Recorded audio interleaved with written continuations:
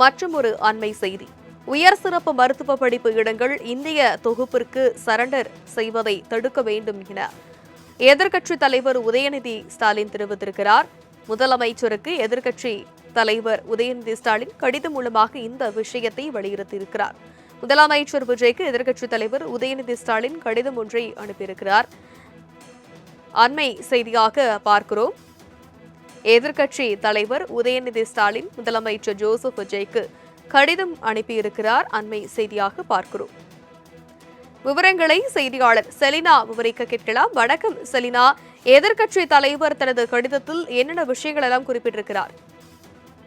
தமிழ்நாட்டில் நிரப்பப்படாமல் இருக்கக்கூடிய 152 உயர் சிறப்பு மருத்துவ படிப்பு இடங்கள் அகில இந்திய தொகுப்பிற்கு சரண்டர் செய்யப்படுவதை தடுக்க வலியுறுத்தி குறிப்பாக எதிர்க்கட்சி தலைவர் தமிழ்நாடு முதலமைச்சருக்கு கடிதம் எழுதியிருக்கிறார்.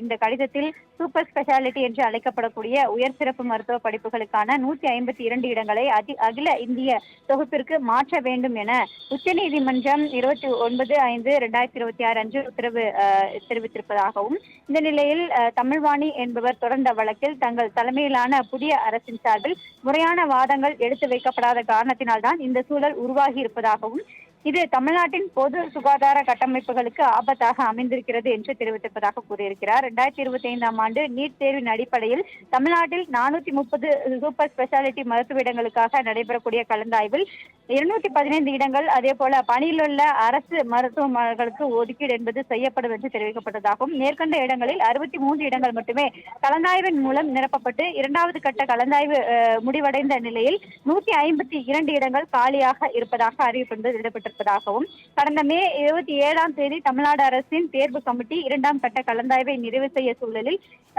தமிழ்வாணி என்பவர் உச்சநீதிமன்றத்தில் ஒரு வழக்கு என்பது தாக்கல் செய்யப்பட்டதாகவும், இந்த வழக்கில் 152 சூப்பர் ஸ்பெஷாலிட்டி மருத்துவ இடங்களில் அகில இந்திய தொகுப்பிற்கு மாற்ற வேண்டும் என்ற கோரிக்கை என்பது வைத்திருப்பதாகவும், இந்த வழக்கு விசாரணை கடந்த ஏப்ரல் மாதம் 8, 10 அதே போல 16 ஆகிய தேதிகளில் நடைபெற்றது. திமுக அரசின் சார்பில் வெற்றிகரமாக வாதாடிய இது தொடர்பாக பல்வேறு கருத்துக்களை எடுத்து வைத்ததாகவும், இந்த சூழலில் தாவேக அரசு பொறுப்பேற்ற பிறகு மே 25 மற்றும் 29ஆம் தேதிகளில் நடைபெற்ற வழக்கு விசாரணையின் போது தமிழ்நாடு அரசின் சார்பில் ஆஜரான வழக்கறிஞர் அந்த மாணவி மேற்கொள்ள இருக்கக்கூடிய கடிதத்தை குறிப்பாக கார்த்திகேயன் தமிழ்நாடு என்ற தீர்ப்பு என்பது இந்த வழக்குக்கு பொருந்தாது என்பதையும், அகில இந்திய இரண்டாவது கட்ட கலந்தாய்வு நடைபெறவில்லை என்பதையும், மாநில இடங்கள் ஒப்பிட என்பது குறிப்பாக இது தொடர்பாக தெரிவித்திருப்பதாகவும், அரசின் சார்பில் ஆஜரான வழக்கறிஞரோ அல்லது சூப்பர் ஸ்பெஷாலிட்டிக்குரிய 150 இடங்களுக்கான அந்த சென்டருக்காக செய்ய இருக்கிறோம் என்பது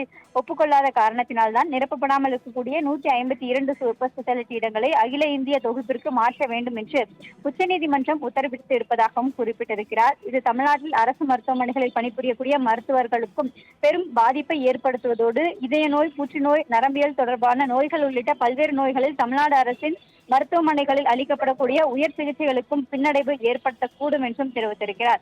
எனவே இதில் முதலமைச்சர் உடனடியாக நடவடிக்கை எடுக்க வேண்டும் என்றும் தெரிவித்திருக்கிறார். உடனடியாக தமிழ்நாட்டில் நிரப்பப்படாமல் இருக்கக்கூடிய 152 உயர் சிறப்பு மருத்துவ படிப்புகளுக்கான இடங்கள் அகில இந்திய தொகுப்பிற்கு சரண்டர் செய்யப்படுவதை தடுத்து தமிழ்நாட்டில் இருக்கக்கூடிய அரசு பணி மருத்துவர்களுக்கான அந்த உயர் சிறப்பு படிப்புக்குரிய இடங்களை சேர்வதற்கான சூழலை ஏற்படுத்தி தர வேண்டும் என்று தற்பொழுது எதிர்க்கட்சித் தலைவர் உதயநிதி ஸ்டாலின் முதலமைச்சருக்கு கடிதம் எழுதியிருக்கிறார். விவரங்களுக்கு நன்றி செலினா.